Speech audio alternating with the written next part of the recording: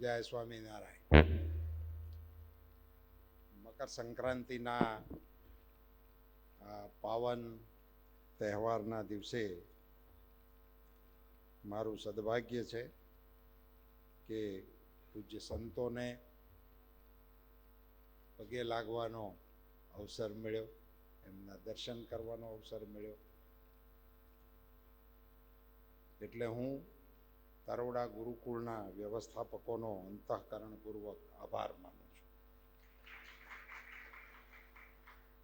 પરમ શ્રદ્ધેય મહંત સ્વામી શ્રી દેવી પ્રસાદદાસજી સ્વામી, આદરણીય Shri Ghanshyam Swamiji, happy birthday. જન્મદિવસ છે એવું આ બાળકે કીધું. ઘનશ્યામ મહારાજનો જન્મ, પાટોત્સવનો જન્મદિવસ છે.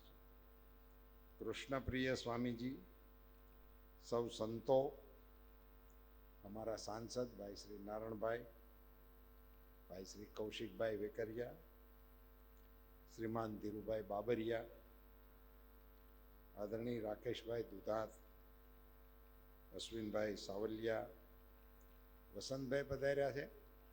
વાહ, ધન્યવાદ. અમારા અમરેલીમાં આપનું અંતઃકરણપૂર્વક સ્વાગત છે.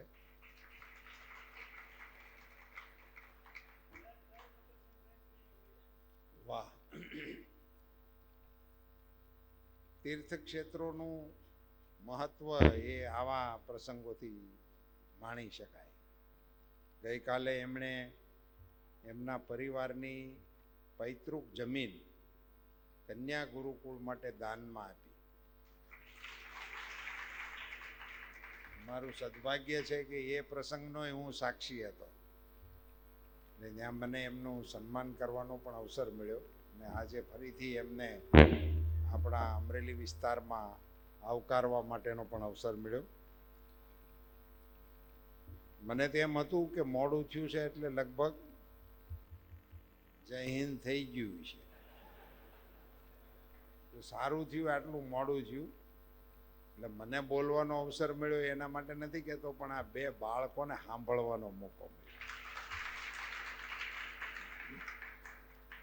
બે જણા ખૂબ સરસ બોલ્યા ને બંનેનો કોન્ફિડન્સ બહુ સરસ હતો.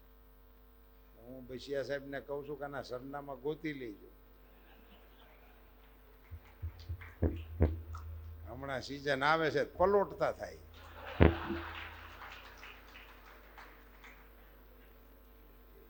સારા વક્તાઓની આ પાયવાઈ પહેલા એક વિદ્યાર્થી એને ગીતાજીના 700 શ્લોક કંઠસ્થ છે. અરે વાહ. અને અહીંયા સભામાંથી કોઈ પણ અધ્યાય શ્લોક નંબર બોલી અને એનું એક પાદ બોલે એટલે એક આખો શ્લોક બોલે. વાહ. 700 શ્લોક કંઠસ્થ. એનું સન્માન કરીએ. આવો બોલાવો એમને છે. એનું સન્માન કરીએ ને. બોલાવો, ગીતાજી બોલાવી રાખો સાહેબ. મોઢે હોય એ તો આપણું ગૌરવ કહેવાય. એવા વિદ્યાર્થીઓ કે એવા શિષ્યો અહીંયા તૈયાર થાય છે એ ગુરુકુળનું ગૌરવ કહેવાય.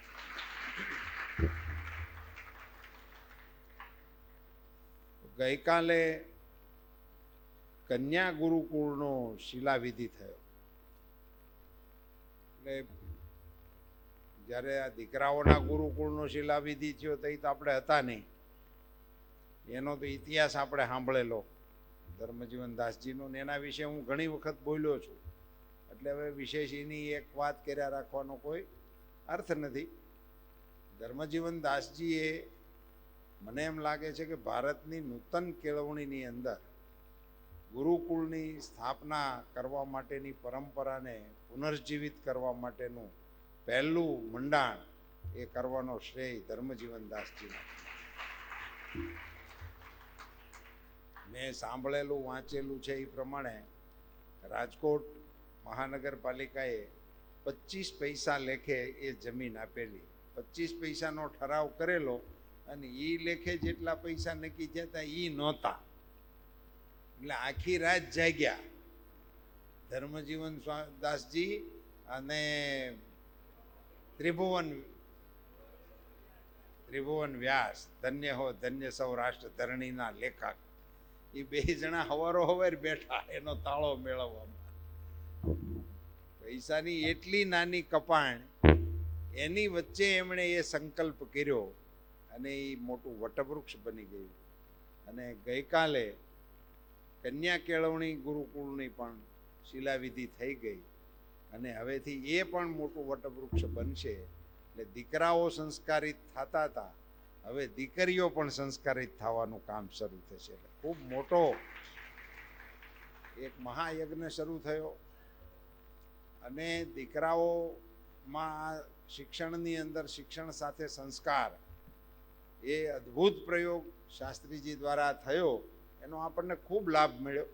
અને અસંખ્ય એના લાભાર્થીઓ અહીંયા બેઠા છે જે ખુદ જ એના લાભાર્થી છે. અને 1 રૂપિયામાં ભણાવે એવી વાત આપણે ક્યાંય દુનિયામાં કરીએ તો કોઈ માનતું જ નથી કે રૂપિયામાં કોઈ ભણાવે. છોકરા વાપરવામાં લેતા નથી, ભણાવે કોણ? અને એ અત્યારના સમયમાં આ બધું આપણને અવ્યવહારિક લાગે, એને ધરતી ઉપર ઉતારવાનો પુરુષાર્થ સ્વામિનારાયણના સંતોએ કર્યો છે એમ કહેવામાં હું ગર્વ અનુભવું છું. દીકરીઓ માટે આ કાર્યક્રમ શરૂ થયો એનો તો અનહદ રાજીપો વ્યક્ત કરું છું, અનહદ. એનું હું અત્યારે વર્ણન કરું તો એ બહુ જામશે નહીં, પણ એટલી જરૂર આગાહી કરું છું કે સંસ્કારિત થયેલી દીકરીઓ આ રાષ્ટ્રનો ઇતિહાસ બનાવવા માટેના સત્પુરુષોને પ્રગટાવવા માટેનું નિમિત્ત બનવાનું. મેં કાલે અહીંયા મંચ ઉપરથી પણ કહ્યું કે ઉત્તમ પ્રકારના પુરુષોને પ્રગટ થવું હોય તો એની પહેલી શરત છે ઉત્તમ માતાઓ. રામચરિત માનસમાં કૌશલ્યાજી માટેનું જે વિશેષણ છે એને પૂર્વ દિશા સાથે સંકળાવેલા છે. બંધ હું કૌશલ્યા દિશી પ્રાચી.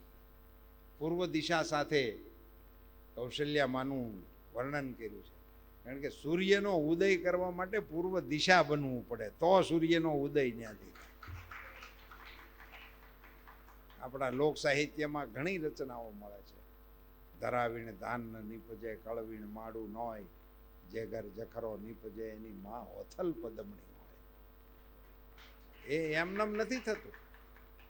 અહીંથી આપણે અહીંયા તમે અમરેલીથી 20 કિલોમીટર આ બાજુ સલાળા બાજુ હાલો, પછી કેરીનો ગોટલો સુહીન નાખી ગયો તો એ આંબો થાય.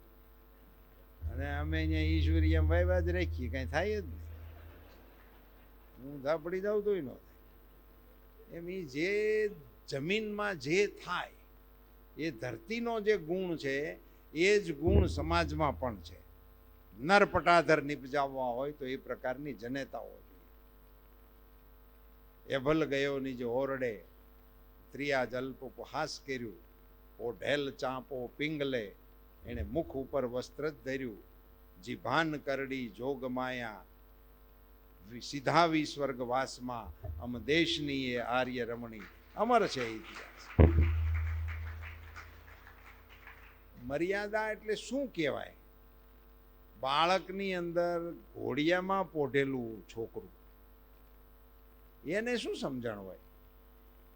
ઘોડિયામાં જે છોકરાઓ પોઢતા હોય એને કંઈ મા બાપ અને બીજી કોઈ પણ પ્રકારની વૃત્તિ પ્રવૃત્તિ એ બાળકની અંદર હોય જ નહીં ને. બાળક ઘોડિયામાં હોય એને તો એક એની માને જ ઓળખતું હોય, એ સિવાય તેને કોઈ ઓળખાણ ના હોય. અને કોઈ પણ પ્રકારની વિકૃતિ બાળકની અંદર હોતી જ નથી. તો ઈશ્વરનું સ્વરૂપ, બાલ સ્વરૂપ, ભગવાનની કલ્પના વિશ્વના કોઈ ધર્મમાં નથી, માત્ર મારા દેશના સનાતન ધર્મમાં છે કે અમે બાલકૃષ્ણને પણ ભજીએ. ભગવાનનો અંગૂઠો એના મોઢામાં હોય એને આપણે ઈષ્ટદેવ કહીએ છીએ. વટસ્ય પત્રસ્ય પુટે શયાનમ બાલમ મુકુંદમ મનસા સ્મરામી. એ આપણી માન્યતાઓ છે, એ આપણા દેશની સંસ્કૃતિના આ બધા પ્રતીકો છે. હવે ઘોડિયામાં પોઢેલા છોકરાએ ઠોળ કરી એભલવાળાએ મશ્કરી કરી. હવે એ મશ્કરીઓ બહુ મર્યાદાવાળી હશે, કશું બોલ્યા હશે, એમાં કંઈ બીજું અડપલું શબ્દ એની યારે જોડી શકાય એવી વાત હતી જ નહીં. એટલે કંઈક મશ્કરી કરી હશે અને એમની માતાએ એમ કીધું કે ચાંપરા જાગે છે. બોલો, એ છોકરાએ પગમાંથી આમ માથે ઓઢ્યું હશે, પડખું ફરવાઈ ગયા હશે, માથે છેડો પડી ગયો હશે, ઈશ્વર જાણે. પણ એની માને એમ લાગ્યું કે મારી મશ્કરી થઈ ત્યારે મારો દીકરો જાગે છે, મારો દીકરો જાગે છે ત્યારે તમારે મારી મશ્કરી ન કરાય. એ મશ્કરી ન કરાયના બદલામાં જીભ કરડીની માં મરી ગઈ. એને કોઠેથી સાંપરાજવાળા નીકળે, જે શિવજીને પહેલા માથું ચડાવે ને પછી લડવા માટે જઈ શકે.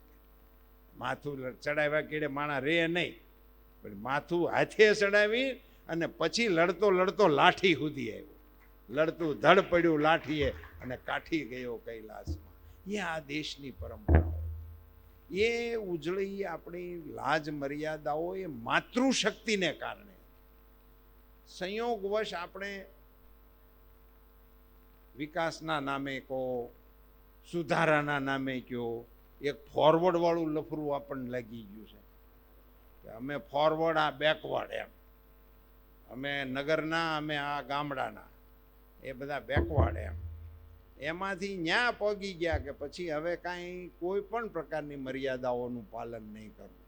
હું મહિલાઓના ઉત્કર્ષનો વિરોધી નથી, હું દીકરીઓના ભણતરનો વિરોધી નથી, હું દીકરીઓને મળતી સુખ સગવડતાનો વિરોધી નથી. દીકરીઓ વિમાન ઉડાડે એમાં આપણું ગૌરવ છે, દીકરીઓ સેનામાં જાય એમાં આપણું ગૌરવ છે. આપણા જિલ્લાની દીકરી હમણાં મને ક્યાંક બંદોબસ્તમાં મળી હતી, ડીવાયએસપી છે, હાંકો પાડતી હતી. મજા આવે આપણને જોઈને, આપણને ગૌરવ થાય. દીકરીઓએ હવે લાઇનસર લોકોને ઊભા રાખી શકે છે, બદમાશોને ઝેર કરી શકે છે, શક્તિ સ્વરૂપા છે. એ ડરતી નહોતી. અમે આપણા દેશની નારીઓ ડરતી હતી જ નહીં. ધનકુખ જીજા બાઈની જ્યાં શિવાજી જન્મો હતો, તલવાર કેરી ધાર પર એણે હિન્દુ ધર્મ રાખ્યો હતો. પડકાર કરતી પુત્રને તું મરજે સમર મેદાનમાં, અમ દેશની એ આર્ય રમણી અમર છે. રોતી નહોતી.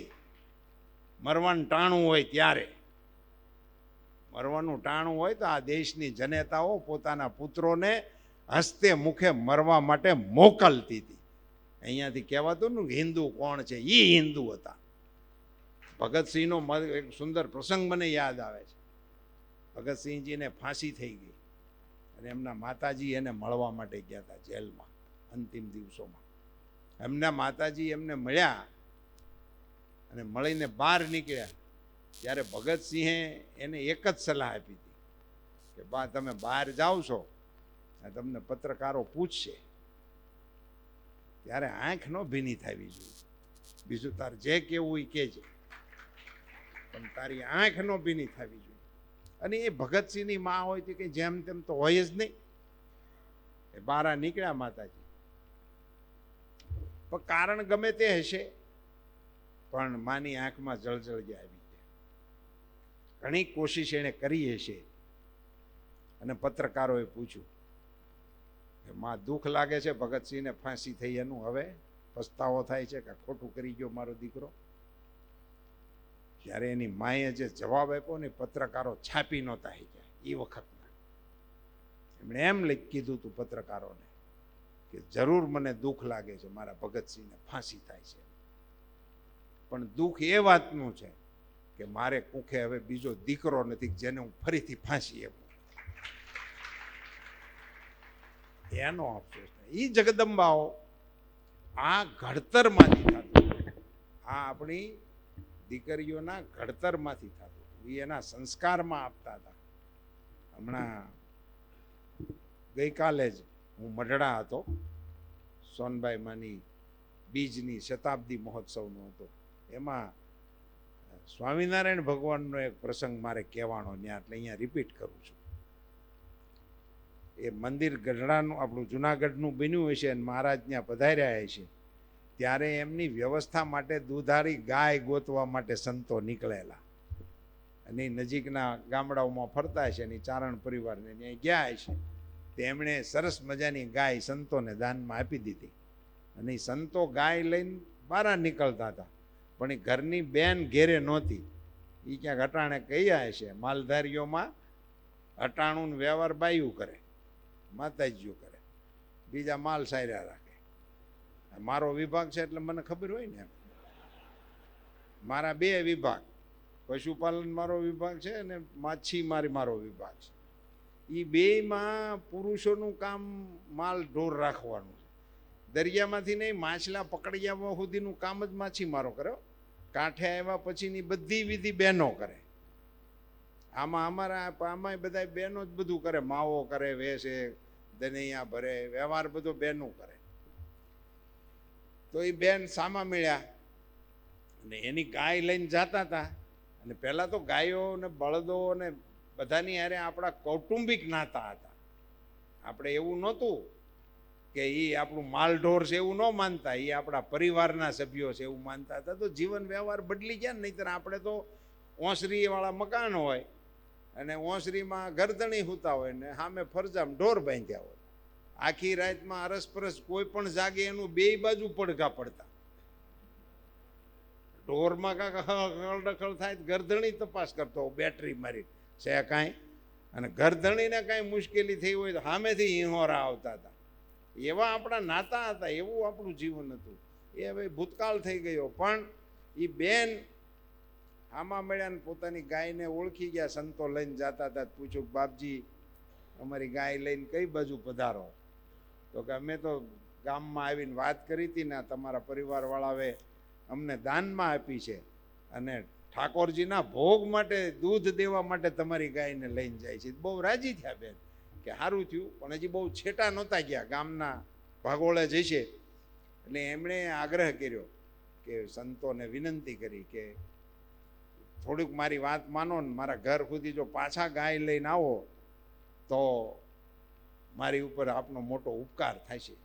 અને સંતોનો તો સ્વભાવ જ છે, કોકનું ભલું થતું હોય તો નાજ ન પાડે. ને સંતો ગાયને લઈને એના ઘર સુધી પાછા ગયા.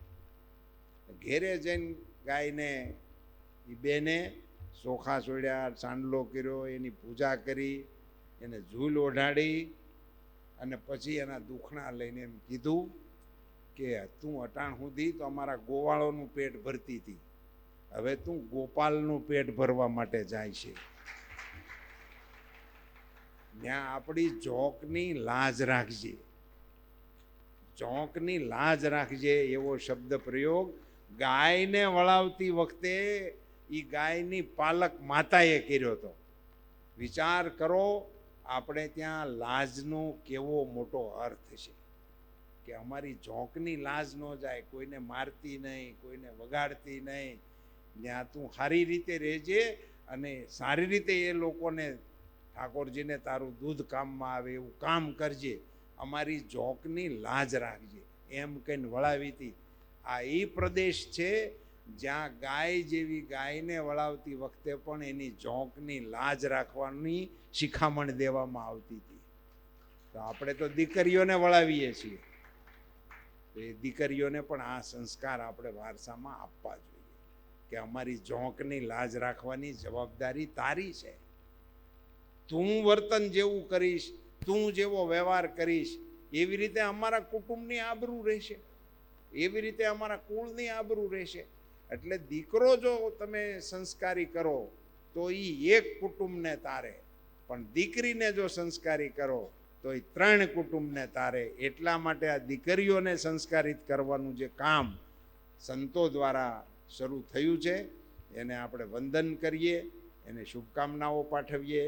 એમાં આ દાન આપનારા આપણા લીંબાચિયા પરિવાર જેવા જે લોકો છે, અમારા રાકેશભાઈએ બહુ મોટું દાન આપ્યું છે, આપણા ધર્મનંદનવાળા લાલજીભાઈને એણે મોટું દાન આપ્યું છે. બધા જ દાતાશ્રીઓને ખૂબ ખૂબ ઠાકોરજી વધારે આપે ને એવી આપતા રહે અને આવા જલસા ગોઠવા રાખે, આપણને નોતરા દીધા રાખે, આપણે અહીંયા હાજરી રેપિયા રાખી. અહીંયા પણ આ મકર સંક્રાંતિના પાવન પર્વે આપણે આવો પાટોત્સવના એની દર વખતની એમની સ્થાપના દિવસને ઉજવવા માટેનો આવો સુંદર ઉપક્રમ આપે રચ્યો અને એમાં પણ આપના આશીર્વાદને કારણે મને આપ સાક્ષી થવાનો અવસર મળ્યો અને આપના 2 તેજસ્વી બાળકોને સાંભળવાનો પણ અવસર મળ્યો. મારા 2 વિચારો એ તો પછી હું ઊભો થાવ એટલે મારે કાંઈક કહેવું પડે એટલે હું હા ગડથલ કરું. આપ સૌને મારા પણ હેતપૂર્વકના જય સ્વામિનારાયણ.